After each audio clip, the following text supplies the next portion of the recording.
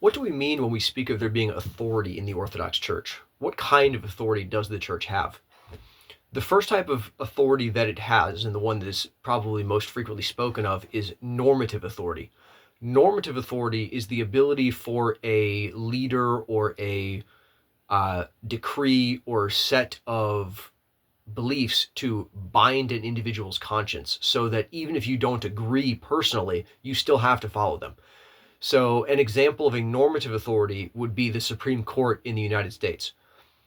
We all are bound to follow the Constitution, but the Constitution has to be interpreted. It's not up to me as an individual to interpret it or decide how I ought to follow the Constitution or how I have to follow the Constitution.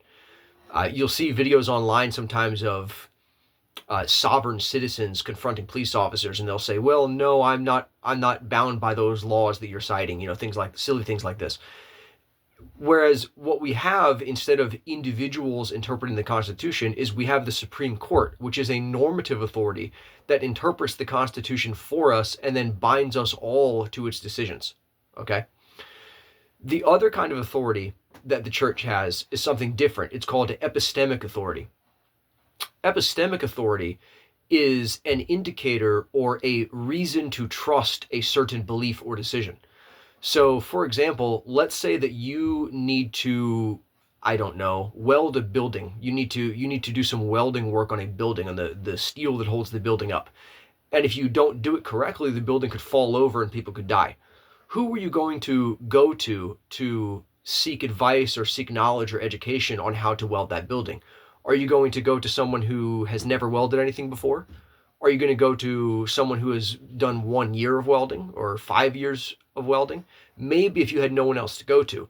But most likely, you will go seek education from people who have spent decades in the craft of structural welding, who will have a better idea and a more trustworthy voice. That's the key, a more trustworthy voice on how to actually get this welding work done. These are the most trustworthy people, and that is the same thing as saying that they carry high epistemic authority.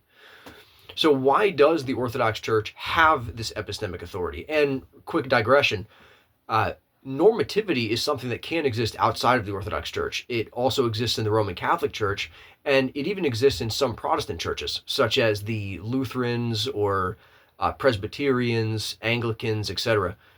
Traditions that have creeds and confessions and things like this. Now, the Bible cannot function as a normative authority for the same reason that the Constitution cannot function as a normative authority on its own.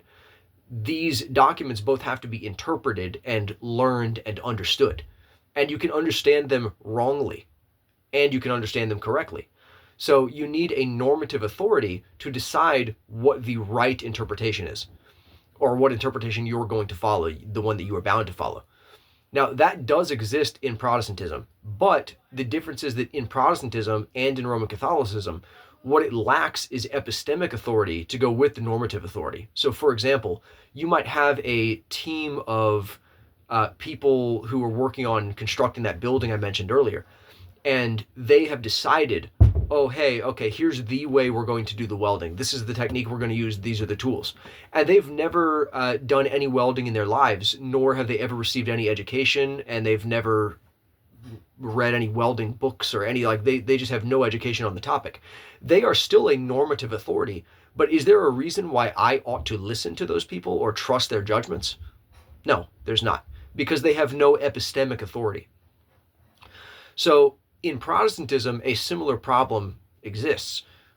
Luther or the, the Canons of Dort or the Westminster Confession or the London 1689 Confession, all of these confessions might be the normative ruling or the attempted normative ruling of a certain body of elders, but there's no reason why I as an individual should have to trust their interpretation of Scripture, or why I ought to trust their interpretation of Scripture.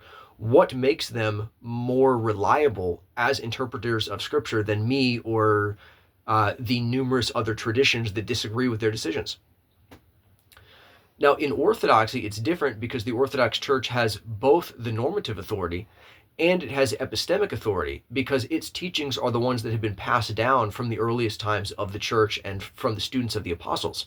For example, the Orthodox Church teaches that there are bishops and that the bishops are the foundation of the church on earth and who we need to uh, look to, right? Who run the show, so to speak. Now, if you go to, say, I don't know, an evangelical church, they will tell you that no, there's no such thing as bishops. That's not biblical. The Orthodox Church is misunderstanding Scripture. And that's their interpretation. And in their congregations, in their churches, it might even be the normative ruling, right? You are not allowed to have bishops in their churches. But what epistemic authority do they have to make that claim, to say that they rightly understand Scripture and the Orthodox Church doesn't? Well, they don't have any such claim. Meanwhile, the Orthodox Church, if we say, well, why does the Orthodox Church have epistemic authority? What makes it trustworthy on whether there should be bishops or not? Well, we can go to the writings of people like St. Ignatius, who were the in-person students of the Apostle John. And when you read his letters, which you could do on a website called New Advent, they've got all the letters of the ancient church writers. You can read St. Ignatius's epistles and see that he strongly exhorts all people to be subject to the bishop, just as the church is subject to Christ, and just as Christ is subject to God the Father. And he further says that without the church, or without the bishop, there is no church. And that if you are not subject to the bishop, then you are not part of the church. So the bishop, the idea of the bishop, the office of bishop, is widespread throughout early Christianity. And there is really no one who challenges this idea until the 1600s, 1700s, way later. Even the Lutheran Church has bishops. So this is an example of how the Orthodox Church has this epistemic authority, because the people who learn from the apostles, the students of the apostles, like St. Ignatius or St. Polycarp or St. Clement, these people are not infallible, but they are the most trustworthy voice when it comes to figuring out what the apostles meant when they wrote Scripture. Just like with the 40-year experience veteran welder, he is not infallible even on matters of welding. But we're definitely going to trust his word over the word of someone who has no experience with welding whatsoever, or who has far less experience. So when we speak of the Orthodox Church having authority, it has both normative and epistemic authority. Even Protestant churches have a local, to some degree, whether it's across the whole denomination, like with Lutherans, or whether it's just among, one congregation, like with evangelicals. There's still some level of normative authority. But the difference is that in Orthodoxy, we think that normative authorities should also have a good epistemic authority with them. Otherwise, we could easily be following following a religion that is built on a house of cards. So when I am spoken to by Protestants many times, they'll tell me, well, don't trust men, trust God. Well, I am trusting both. We have to. You as a Protestant, or any Protestants watching this, you're trusting your pastor's decisions, or you're trusting your own interpretation of Scripture. There's ultimately no reason why you should have any confidence in that whatsoever. Someone who's never had any formal training in welding should not think themselves to be a welding expert, or find their own opinions on welding to be trustworthy or something that anyone else should be bound to.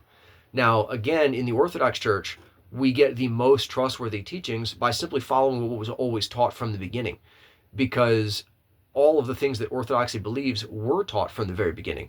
The bishopric, the Eucharist being the actual flesh and blood of Christ, baptismal regeneration, all of these things that make orthodoxy are from the apostles.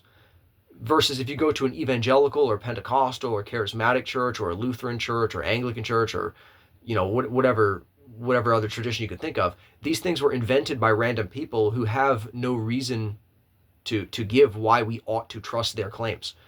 And most people, honestly, they understand this on a common sense and intuitive level, but what they don't realize is where their own beliefs actually originated from, and that it actually is, no offense intended, it actually is just a house of cards that was passed down to them.